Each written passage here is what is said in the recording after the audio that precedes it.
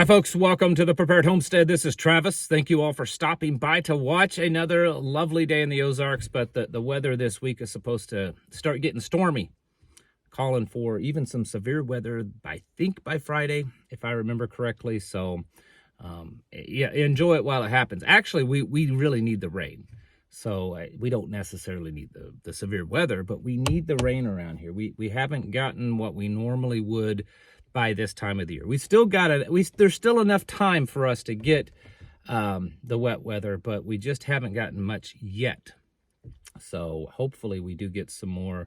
I think there's several chances of rain starting tomorrow through next week, and the gardens, they're needing it because, well, mine's out, and I know many of the folks around here have already got their gardens out, so we need some rain. Are you folks ready for another summer of love? You should know what I'm talking about. Remember, I know our memories have become very short, but remember just a few years ago when BLM and Antifa, they were enjoying themselves so much on the city streets of America. I mean, it was all peaceful, of course. Well, it was mostly peaceful, Is it possible that that's going to happen again? I mean, it might be different for different reasons. I don't really think it'll be different people. Most of those people that did the rioting and stuff, at least a bulk of them, were all paid operatives. You know, they were part of these radical left groups, and they were getting paid to be out there. Well, anyways, it's possible that that's going to happen again because we're starting to see more and more protests, these pro-Palestinian protests, just in the last really several days. You know, there's been several bridges that were shut down because they were blocking them. Several of the universities, California, New York, down in Texas, a few other places that they're becoming organized. They're becoming organized, and it looks like it's all being orchestrated. One, I think it was in Washington, D.C. or somewhere. I can't remember where. They were all camping out. And they were all in the same tent, the same type of tent. So there's like this whole sea, hundreds of these tents, and they're all the exact same brand. So you're going to tell me these random people just showed up to protest, and they just happened to all bring the same tent to sleep in while they were there for a few days? Of course not. So we're watching this start to happen. And with all the other things going on, you know, over on my locals today, I made a video talking about the stuff in Ukraine and Russia and the stuff in China and Taiwan and the United States and the Middle East, and how there's the wars and rumors of war, and how it's could very easily be affecting the election this coming fall. And this is another one. It's all tied together, folks. Everything's connected.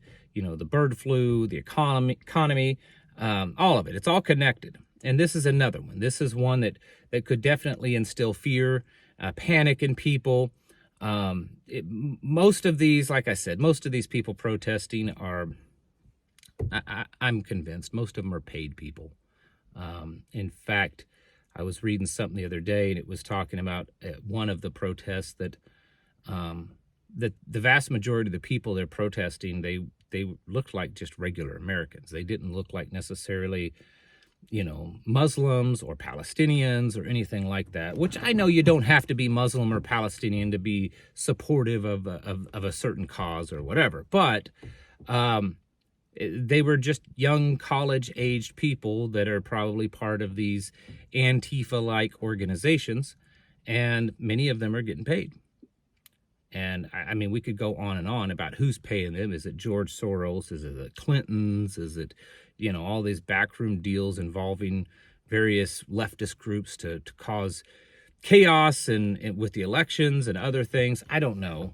I mean, some of that's probably true, but we have no evidence necessarily. But it is happening, and it's happening at a more regular basis. It's happening in multiple places at once. And I think, at least just my gut, is that there seems to be a stronger support of this cause than maybe even the BLM thing. At least that there's definitely a divide. You know, there's the pro-Israel side, which is pretty much a conservative for the most part. I know that not everyone feels that way, so please don't be offended if I've just lumped you in with everyone else. But generally speaking, the pro-Israel side is more conservative. The pro-Palestinian side comes from the left. And there's just a lot more intensity, it seems like, amongst people. It's not moving quite as fast as the whole George Floyd, BLM, Antifa stuff, but it is building rapidly, and we're seeing it happen in more places. So I think that that's going to be a thing, and we have to get ready for this. You should remember pretty clearly what went on with the BLM riots and stuff, and just kind of understand how that goes. Now, this one could turn more violent. It could just be only protest, but we could also see sleeper cells involved in this. And so we need to be prepared for that. Attacks to the grid, attacks to the water system. I saw just the other day, some water system somewhere here in America had a cyber attack and shut it down. Stuff like that could be happening. There could be, actual, hitting physical targets, not just cyber attack. This all is stuff we have to be prepared for. The closer we get to the election, the more things intensify around the world, the more we have to accept that these things could easily take place. And they may take place around you. They may not. I mean, we don't know. But you still want to be prepared for those kind of things. I've said this many times before. From this point forward, you should just be keeping your head on a swivel. You should always be doing it. What that means is you need to be alert and aware of your surroundings. Situational awareness. I saw someone just the other day. They were walking like kind of into a store, from the parking lot into the store, and they were doing this. And it was a woman. It was a young woman, probably in her mid to late 20s. And she's, walking like this. That's not situational awareness. That's not keeping your head on a swivel.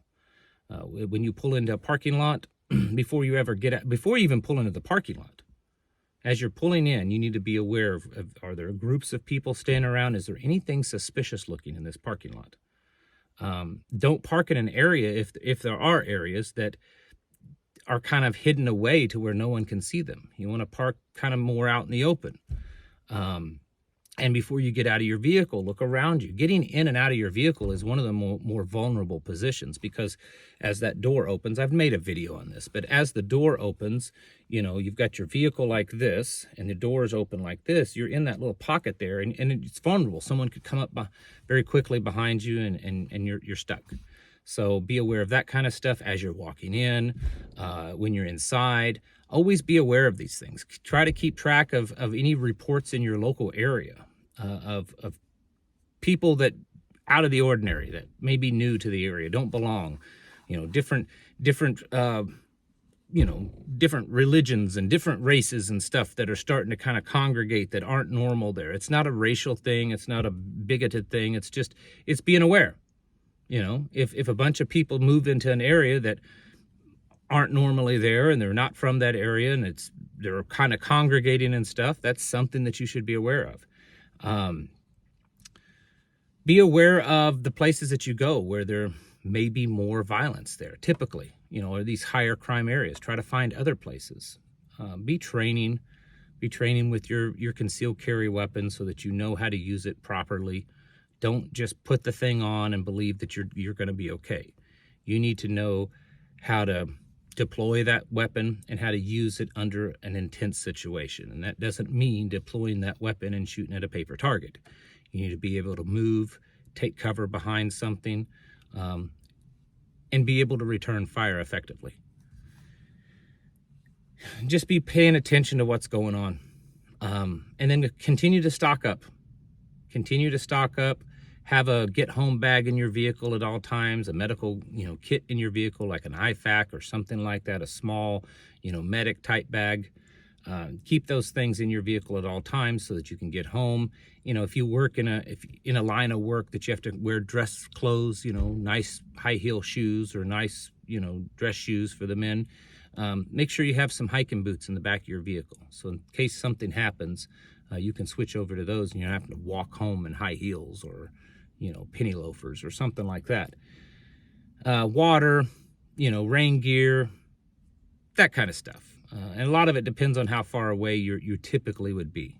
If you're no more than 5 or 10 miles away from home, and your idea is you need to get home on foot if something happens, it shouldn't take you that long to get home in 5 or 10 miles. But if you're going to be further away, definitely bring more stuff.